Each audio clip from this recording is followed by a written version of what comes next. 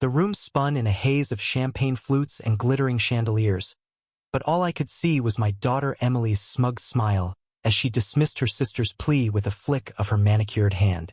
"You're not getting a dime, Sarah," she'd said, her voice cold as the diamond on her finger. I snapped. My hand flew before I could stop it, and the crack of my palm against Emily's cheek silenced the entire engagement party. The gasps from the guests felt like a tidal wave crashing over me. My husband, Tom, stood frozen by the dessert table, his mouth half open, a macaroon crumbling in his hand. Sarah, my youngest, clutched the crumpled letter she'd been holding, her eyes wide with a mix of guilt and desperation. Emily, my eldest, my pride, my joy, until tonight, stumbled back, her white gown shimmering under the lights, her hand pressed to her reddened cheek. The room, moments ago alive with laughter and clinking glasses, was now a graveyard of stunned faces. I hadn't meant to do it. God, I hadn't. But the weight of Sarah's pain, the raw betrayal in her voice when she begged Emily for help, had unraveled me. Sarah needed $60,000 for medical treatment that could save her life. Emily, newly engaged to a tech mogul, flush with wealth and privilege, had refused her own sister. And in that moment, I saw not my daughter, but a stranger who'd traded family for pride. The story begins 6 months earlier, when Sarah first got sick. She was 25, vibrant, a painter with dreams bigger than our small Connecticut town. She'd been working on a mural for the local library when the headache started, blinding, relentless. At first, we thought it was stress, maybe exhaustion from late nights blending colors on canvas. But then came the seizures, the hospital visits, the scans. The diagnosis hit like a freight train. A rare brain tumor, operable but exorbitantly expensive, with no guarantee of coverage from our patchwork insurance. Sarah didn't cry when the doctor delivered the news. She sat quietly, her hands folded in her lap, and asked, "How long do I have if I don't get the surgery?" The doctor's pause was answer enough. Tom and I scrambled, selling what we could. Our old car, some jewelry, even the lake cabin we'd inherited from my parents. We raised $20,000, but it was a drop in the bucket. The surgery, the hospital stay, the follow-up care, it all totaled $80,000 we didn't have. Emily, though, was our hope. At 28, she'd climbed from our modest roots to a world I barely understood. She'd met Daniel, her fiancé, at a tech conference in Boston. He was 35, charming, and disgustingly rich with a startup that had just gone public. Emily had moved into his penthouse, traded her thrift store jeans for designer dresses, and started planning a wedding that cost more than our house. Surely she could help. Surely she'd want to. I called her one evening, my voice trembling as I explained Sarah's condition. "Em, we need your help. Sarah needs this surgery, and we're short $60,000. Can you talk to Daniel? Maybe he could." "Mom, stop." Emily cut me off, her tone sharp. "Daniel's money isn't mine to give. And Sarah, she's always been reckless. Maybe if she hadn't spent her life chasing art instead of a real job, she'd have savings." I was stunned. "Emily, this is your sister. She's dying." "She's not dying," Emily snapped. "She's dramatic.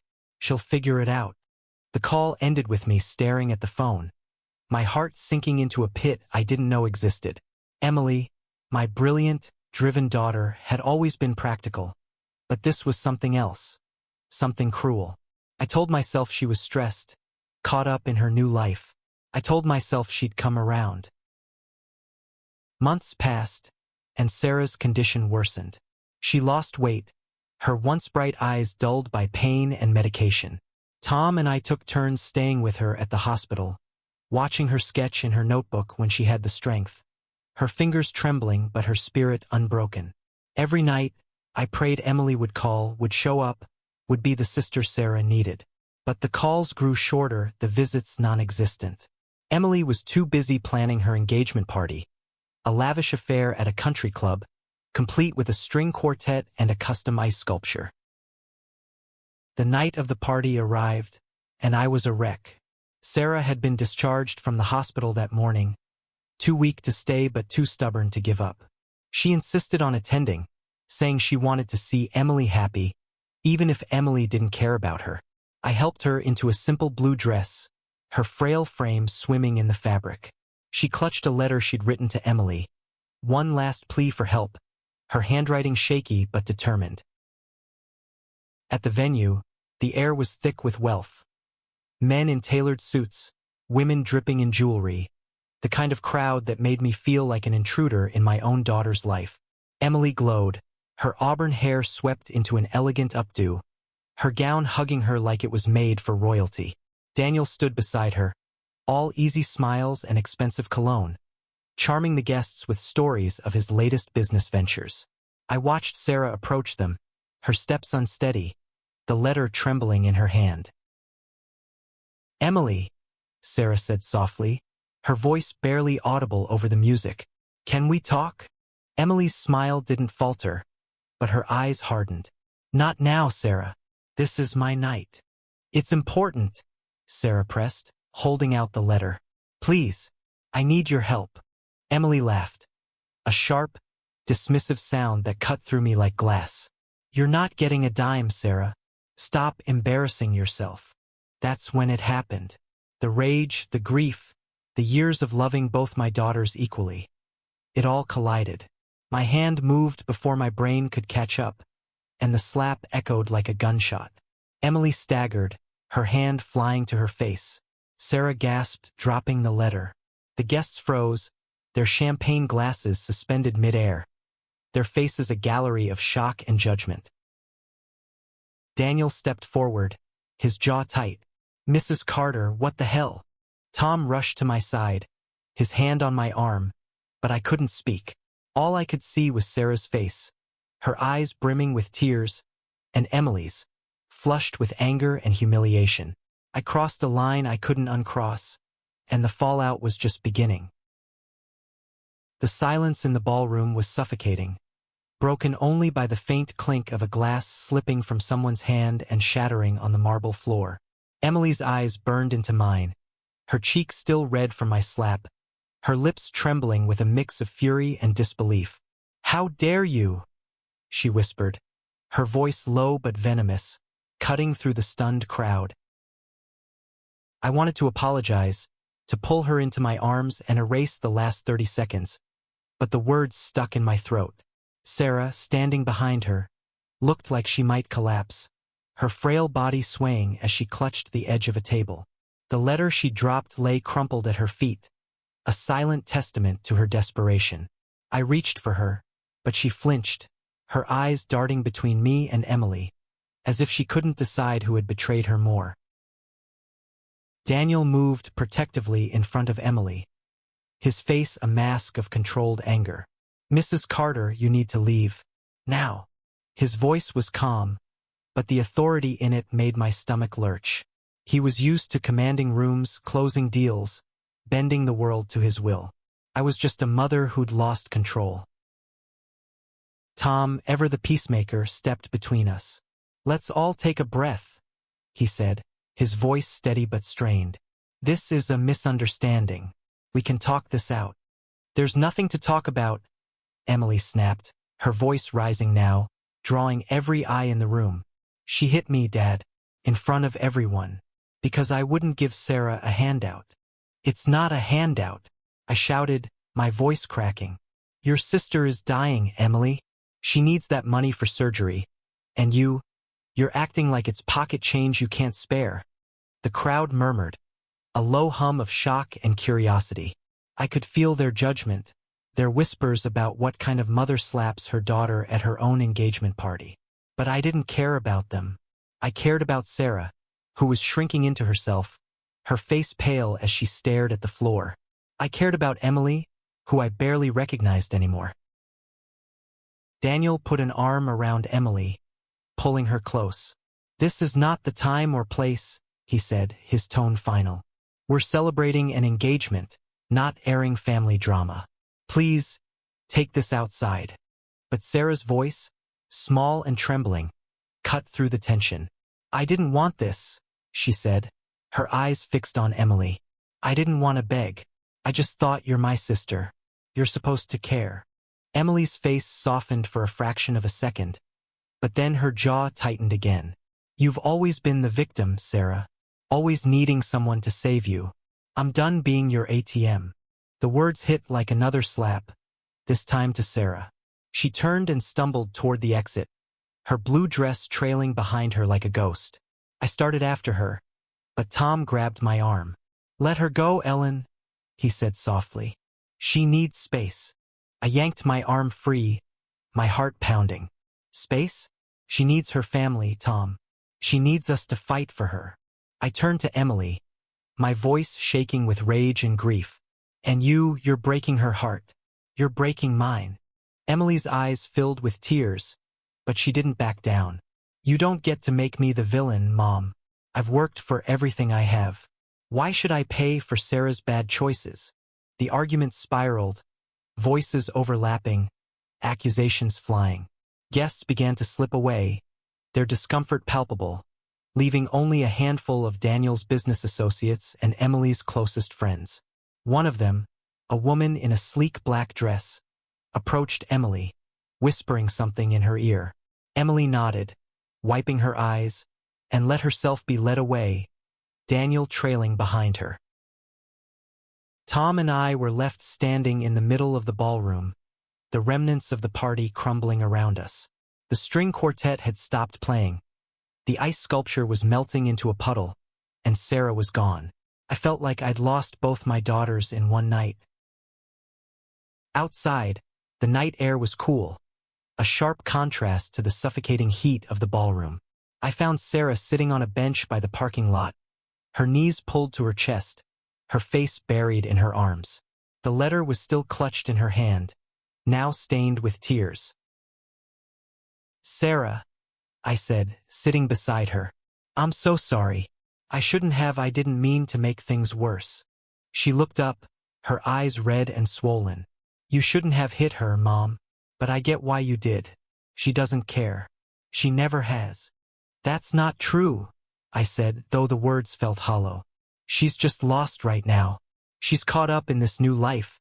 But she loves you." Sarah shook her head. "She loves herself. And Daniel. And all the things money can buy. But me? I'm just a problem she doesn't want to deal with." I pulled her into my arms, her thin frame trembling against me. I wanted to fix this, to stitch our family back together, but I didn't know how. The slap had been a mistake, but Emily's refusal, her coldness, that was a wound I couldn't heal. When we got home, Tom was quiet, his usual warmth replaced by a heavy silence. He poured himself a whiskey and sat at the kitchen table, staring at the grain of the wood like it held answers. "Ellen," he said finally, "what are we going to do? About Sarah. About Emily. About us."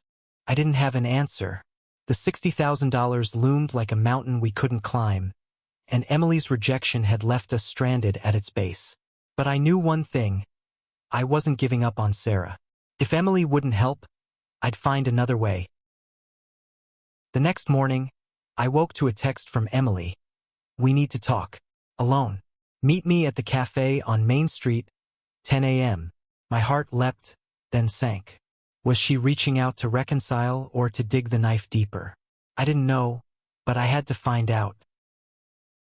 The cafe on Main Street smelled of burnt coffee and cinnamon, a familiar comfort that did nothing to ease the knot in my stomach. Emily was already there, seated at a corner table, her posture rigid, her eyes fixed on a cup of untouched latte. She looked like a stranger in her tailored blazer and pearl earrings, not the girl who used to braid wildflowers into her hair with Sarah by the lake. I slid into the chair across from her, my hands trembling as I set my purse down. "Emily?" I started, but she held up a hand, silencing me. "Don't," she said, her voice low but sharp. "I don't want an apology. I want to understand why you humiliated me in front of everyone I care about." Her words stung, but I swallowed my pride. "I lost control, Em. I'm sorry for that. But you hurt Sarah. You dismissed her like she was nothing. She's your sister, and she's fighting for her life. Emily's jaw tightened, and she leaned forward, her eyes blazing. You think I don't know that? You think I don't feel guilty? But Mom, I'm not a bank. I can't just hand over $60,000 because Sarah's in trouble again. Again, I echoed, my voice rising. This isn't about her forgetting to pay a parking ticket, Emily. This is life or death. She scoffed, leaning back in her chair. Sarah's always had a crisis, always needed saving. When she dropped out of college, who bailed her out? When she got evicted from that dump of an apartment, who paid her rent? Me, Mom. Always me. And now, when I'm finally building something for myself, you expect me to throw it all away for her. I stared at her, my heart sinking. You think helping your sister is throwing your life away? Emily's eyes flickered with something. Guilt, maybe, or doubt, but it vanished quickly. Daniel and I are starting a life together. His money isn't mine to give, and even if it was, I wouldn't. Sarah needs to take responsibility for herself. I wanted to scream, to shake her until she remembered the bond she and Sarah once shared. But I saw the wall she'd built, brick by brick, between her old life and this new one. Emily, I said softly, if you don't help her, and something happens, you'll never forgive yourself. She looked away, her fingers tracing the rim of her cup. I've made my decision, Mom. You need to respect that. The conversation ended there, a stalemate that left me hollow. I drove home, replaying every word, wondering where I'd gone wrong as a mother. Had I pushed Emily too hard to succeed? Had I failed to teach her compassion? The questions haunted me as I pulled into the driveway, where Sarah was waiting on the porch, her sketchbook open in her lap. Any luck? She asked, her voice barely above a whisper. I shook my head, unable to meet her eyes. She's not ready to help, sweetheart, but we'll find another way. Sarah nodded, her expression unreadable, and went back to her drawing. I sat beside her, watching her pencil move in slow, deliberate strokes, creating a world where pain didn't exist. I wished I could live in that world, just for a moment. Days turned into weeks, and Sarah's condition deteriorated. The headaches were constant now, and she could barely hold a pencil some days. Tom and I applied for loans, started a crowdfunding page, even reached out to distant relatives. But the money trickled in too slowly. Desperation clawed at me, and I found myself dialing Emily's number again and again, only to get her voicemail. One evening, as I sat by Sarah's bedside in the hospital, a nurse handed me a flyer for a local charity that funded medical treatments. It was a long shot, but I filled out the application, pouring my heart into every word. The charity's director, a kind-eyed woman named Linda, called me back the next day. We can cover half the cost, she said, but you'll need to find the other $30,000. It was a lifeline, but it wasn't enough. I thanked Linda, hung up, and stared at Sarah, asleep under the harsh fluorescent lights. I had one last idea, one I'd been avoiding because it felt like betrayal. But for Sarah, I'd do anything. I called Daniel. He answered on the second ring, his voice cautious. Mrs. Carter, is everything okay? No, I said bluntly. It's about Sarah. I know Emily's made her choice, but I'm asking you, Daniel. You're going to be family. Please help us. There was a long pause, and I could almost hear him weighing his options. Ellen, I can't go behind Emily's back. She's made it clear she doesn't want to get involved. She doesn't have to know, I said, hating myself for the words. Please, Daniel. She's dying. Another pause, longer this time. I'll think about it, he said finally. But no promises. It wasn't a yes, but it wasn't a no. For the first time in weeks, I felt a flicker of hope. I hung up and looked at Sarah, her chest rising and falling with shallow breaths. Hold on, baby, I whispered. We're going to fix this. But hope is a fragile thing, and mine shattered 2 days later when Emily showed up at our house, her face a storm of fury. You went to Daniel? She shouted, slamming the door behind her. You tried to manipulate my fiancé into giving you money? I was trying to save your sister. I shot back, my voice shaking. Something you refused to do. Emily's eyes blazed, but there was something else there. Hurt, maybe, or fear. You're tearing us apart, Mom. You and Sarah. You're making me choose between my family and my future. Then choose family, I pleaded. Choose Sarah. She shook her head, tears spilling down her cheeks. I can't, she said and walked out. The house felt emptier after Emily's visit, like the walls themselves mourned the rift between us. I sat at the kitchen table, staring at the crowdfunding page on my laptop. $12,000 raised, a fraction of what we needed. Sarah was back in the hospital, her seizures more frequent, her hope fading with every passing day. I couldn't shake the image of Emily's tear-streaked face, her words echoing. You're making me choose. Tom found me there, his eyes heavy with exhaustion. Ellen, you can't keep doing this to yourself, he said, setting a mug of tea in front of me. You're fighting a war on two fronts, Sarah's illness and Emily's stubbornness. You're going to break. I'm already broken, I admitted, my voice barely a whisper. But I can't stop, Tom. Not when Sarah's counting on me. He sighed, pulling a chair beside me. I know, but going behind Emily's back to Daniel, that was a mistake. You're pushing her further away. I wanted to argue, to tell him he was wrong, but deep down, I knew he was right. I'd crossed another line, and now Emily was slipping through my fingers, just like Sarah's health. What do we do then? I asked. How do we save one daughter without losing the other? Tom didn't answer, and the silence was its own kind of defeat. That night, I lay awake, replaying every moment of the past 6 months. The diagnosis, Emily's refusal, the slap. I kept coming back to Sarah's letter, the one she tried to give Emily at the party. I hadn't read it, hadn't wanted to invade her privacy, but now I needed to understand. I found it in her hospital bag, folded carefully despite its crumpled edges. My hands shook as I opened it, Sarah's shaky handwriting spilling across the page. Dear Emily, I know we haven't been close lately. I know I've disappointed you, dropping out, chasing dreams that never paid off. But I'm scared, Em. The doctors say I need this surgery, and without it, I might not make it. I'm not asking for a handout. I'm asking for my sister. The one who used to stay up with me, painting stars on the ceiling, promising we'd always have each other. I need you now, please. Love, Sarah. Tears blurred my vision. The letter wasn't just a plea for money. It was a cry for connection, for the sisterhood they'd lost. I tucked it back into the bag, my resolve hardening. Emily needed to see this. She needed to remember. The next day, I drove to the hospital, the letter burning a hole in my purse. Sarah was awake, sketching again, her pencil scratching faintly against the paper. Hey, Mom, she said, her voice weak but warm. You look like you haven't slept in a week. I forced a smile. I'm okay, sweetheart. I brought something for you to look at. I handed her the letter. I read it. I'm sorry, I shouldn't have, but I think Emily needs to see it. Sarah's face fell, but she nodded.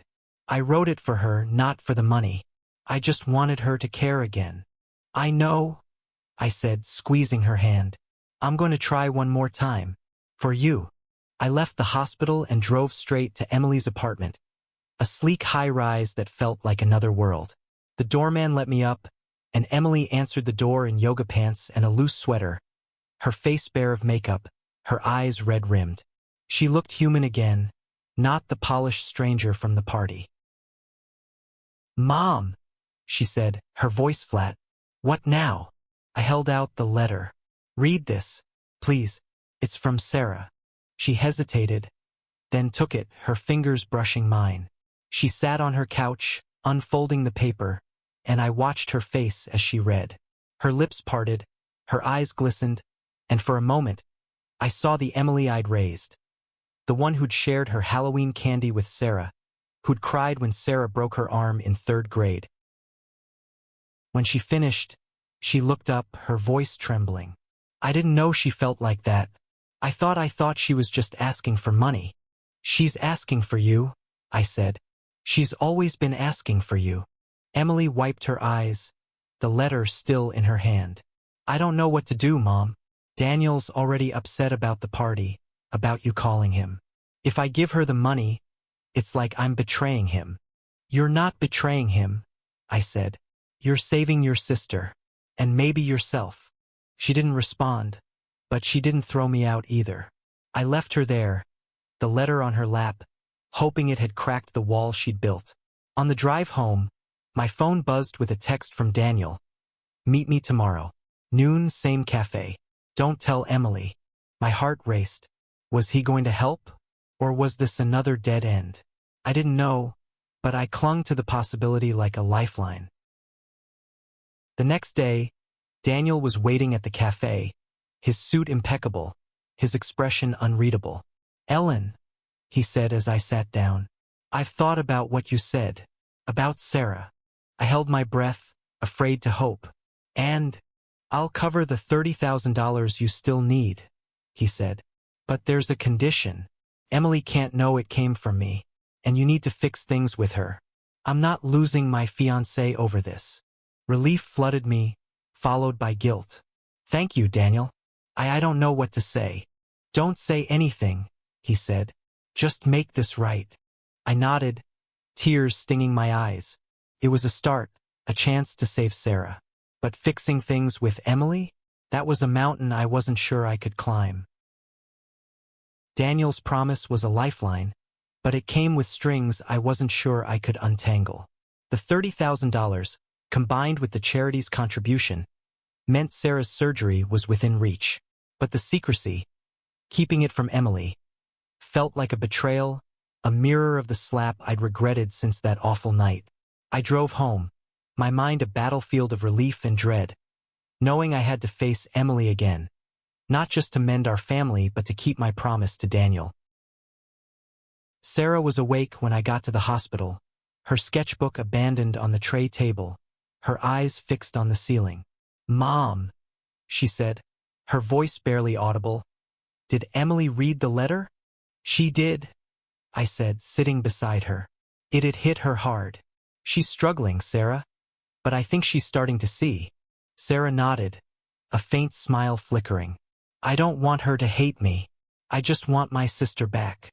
Her words broke me, but I held her hand, promising myself I'd make this right. The next morning, I called the hospital to confirm the surgery date, my hands shaking as I gave them Daniel's anonymous donation details. The charity had already transferred their share, and for the first time in months, I felt like we were moving forward. Sarah's surgery was scheduled for the following week. Now I had to face Emily. I texted her, asking to meet at the park near our old house, a place where she and Sarah used to play as kids. Neutral ground, I hoped. She agreed, and when I arrived, she was sitting on a bench by the swings, her arms crossed, her face guarded. Mom, she said as I approached. If this is another lecture, I'm not interested. No lecture, I said, sitting beside her. I just want to talk. About you, Sarah, us. About what happened. She looked away, her jaw tight. You mean when you slapped me in front of my friends? My fiancé's colleagues. I winced. Yes. And I'm sorry, Emily. I was wrong. But I was desperate. Sarah's running out of time, and you shut her out. Emily's eyes flashed. Because I'm tired of being her safety net. You and Dad always coddled her. Let her chase her dreams while I worked my ass off. And now I'm supposed to fix her mess. It's not a mess, I said, my voice shaking. It's her life. And you're part of it whether you want to be or not. You're sisters. She laughed bitterly. Sisters, right? Where was she when I was working 2 jobs to get through college? Where was she when I was building my career? She was off painting murals, living in her fantasy world. I took a deep breath, trying to stay calm. She was there, Emily. Maybe not the way you wanted, but she was. She looked up to you. She still does. Emily's face softened, just for a moment, and I seized it. You read her letter. You saw how much she loves you. She's not asking for your money. She's asking for you to care. She stared at the swings, her hands twisting in her lap. I do care. But I can't just give up everything I've built. Daniel's under pressure at work, and if I push him to help, it could ruin things. I'm not asking you to push him, I said carefully, avoiding any mention of his donation. I'm asking you to be there for Sarah. Visit her. Talk to her. Show her she's not alone. Emily didn't answer, but she didn't leave either. We sat in silence, watching kids play on the swings, their laughter a stark contrast to the weight between us. Finally, she spoke, her voice barely audible. I'll think about it. It wasn't much, but it was enough for now. I left the park feeling lighter, like a crack had formed in the wall between us.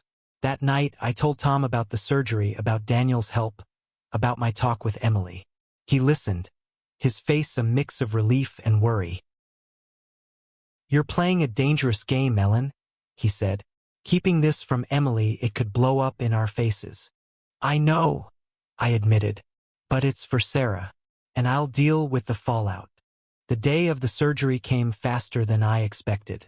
Sarah was nervous but resolute, her sketchbook filled with new drawings, bright, hopeful ones, like she was painting her way to survival. Tom and I sat in the waiting room, holding hands, praying for a miracle. The surgery lasted 6 hours, and when the doctor emerged, his face tired but optimistic, I nearly collapsed with relief. She's stable, he said. The tumor's out, but she's got a long recovery ahead. She'll need you all now more than ever. I nodded, tears streaming down my face. Sarah was alive. We'd cleared the first hurdle.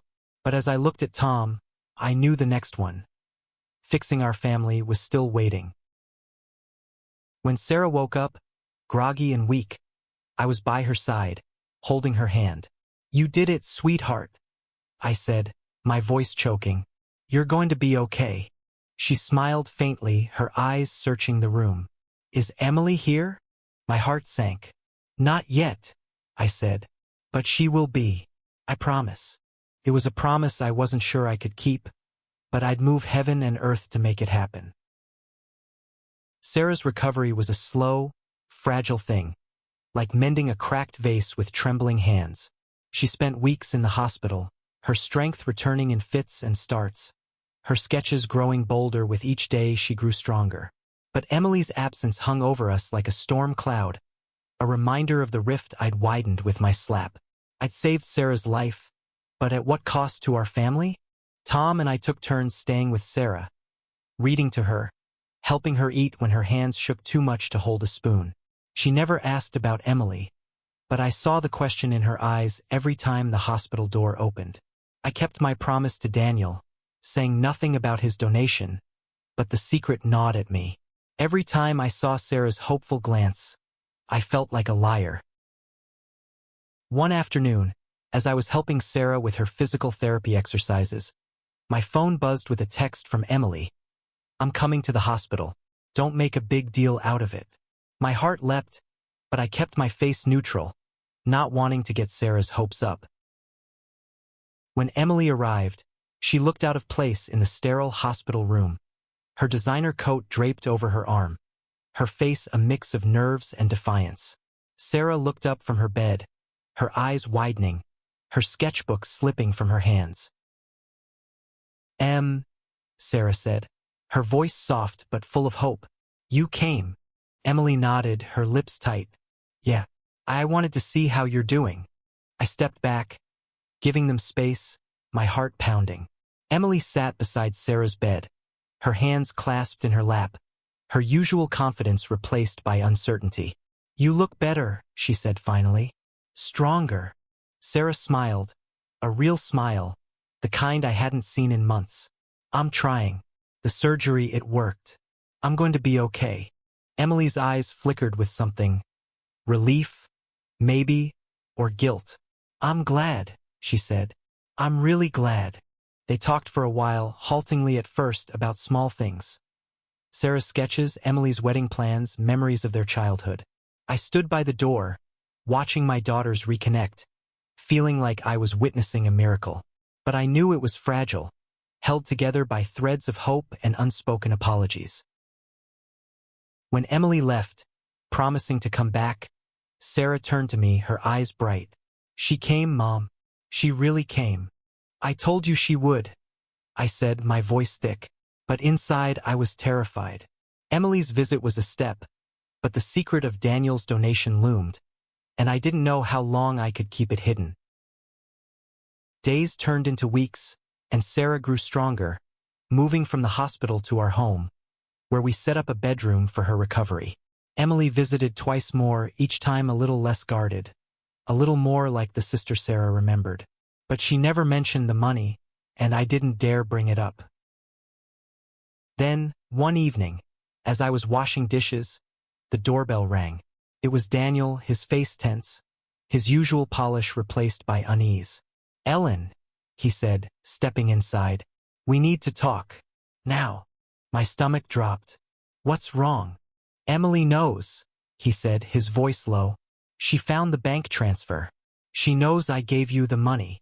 I froze, the dish in my hand slipping back into the sink. "How?" "I don't know," he said, running a hand through his hair. "She was going through our accounts, something about wedding vendors. She saw the withdrawal and put it together." "What did she say?" I asked, my voice trembling. "She's furious," he said. "She thinks I betrayed her. And she's not sure she can forgive you." I sank into a chair, my legs weak. "I'm sorry, Daniel. I never meant for this to happen." "I know," he said, "but you need to talk to her. She's at the apartment. Go now, before this gets worse." I drove to Emily's, my mind racing. When she opened the door, her face was a mask of hurt and anger. "You lied to me," she said, her voice shaking. "Both of you. You went behind my back. And now Daniel and I are fighting because of you." "I was trying to save Sarah," I said, tears spilling over. "I didn't know what else to do."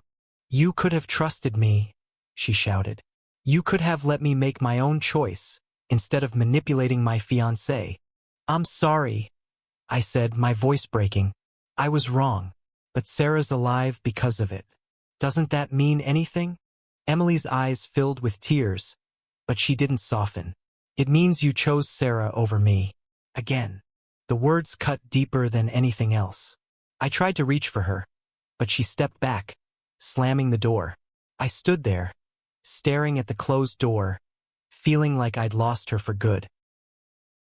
The drive home was a blur, Emily's words echoing in my head. "You chose Sarah over me." I'd spent months fighting to save one daughter, only to lose the other. When I walked into the house, Tom was waiting, his face etched with worry. "What happened?" he asked, seeing my tears. "She knows," I said, collapsing onto the couch. "About Daniel's donation. She thinks we betrayed her." Tom sighed, rubbing his temples. "Ellen, we knew this might happen, but Sarah's alive. That's what matters." "Is it?" I asked, my voice breaking. "What good is saving one daughter if I lose the other? If we lose our family?" He didn't answer, and the silence was deafening. Sarah was upstairs, resting, unaware of the storm brewing. I wanted to protect her from this, to shield her from the fallout, but I knew the truth would come out eventually. And when it did, it would hurt her too. The next morning, I went to Sarah's room, determined to be honest with her. She was sitting up, sketching a portrait of Emily from memory, her pencil capturing the sister she still loved despite everything. "Mom," she said, looking up, "is something wrong?" I sat beside her, taking a deep breath. "Sarah, there's something you need to know. The money for your surgery, it came from Daniel. He didn't want Emily to know, and I agreed to keep it a secret." Her eyes widened, her pencil stilling. "Why didn't you tell me?" "I didn't want to hurt you," I said. "Or Emily. I thought I could fix this without anyone getting hurt, but I was wrong." Sarah looked down at her sketch, her fingers tracing Emily's face. "She's never going to forgive me, is she?" "She will," I said, though I wasn't sure I believed it. "She's angry, but she loves you. She came to see you, remember?" That wasn't nothing. Sarah nodded, but her eyes were distant. I want to talk to her. I need to. I hesitated, knowing Emily might not be ready, but I couldn't deny Sarah this. Okay, I said. I'll arrange it. I called Emily, expecting her voicemail, but she picked up. What now, Mom? She said, her voice weary. Sarah wants to see you, I said. Please, Em. Just hear her out. There was a long pause, then a sigh. Fine. Tomorrow at the house. But don't expect a miracle.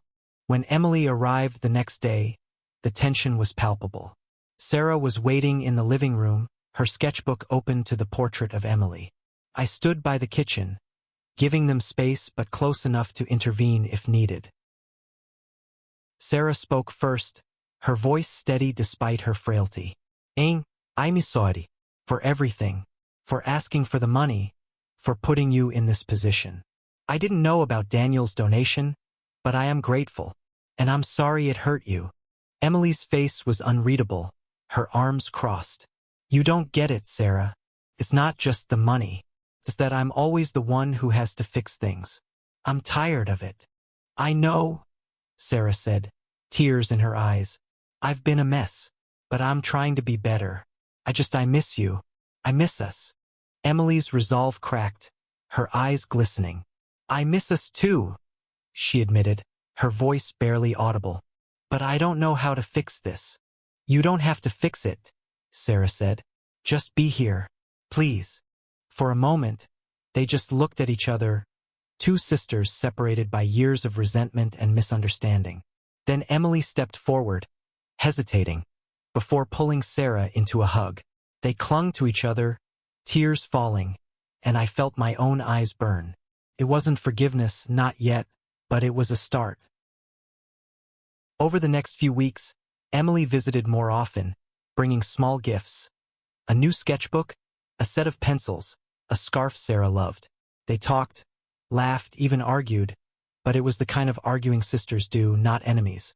Daniel came around too, his tension with Emily easing as they worked through their own issues. He never mentioned the donation, and neither did I. One evening, as we all sat together for the first time in years, Sarah showed us her latest sketch, a portrait of our family, flawed but whole. This is us, she said, her voice strong. Not perfect, but together. Emily smiled, squeezing Sarah's hand. Together, she echoed. I looked at my daughters, my heart full despite the scars we all carried. The slap, the secrets, the pain. They'd left their mark, but they hadn't broken us. We were family, and that was enough.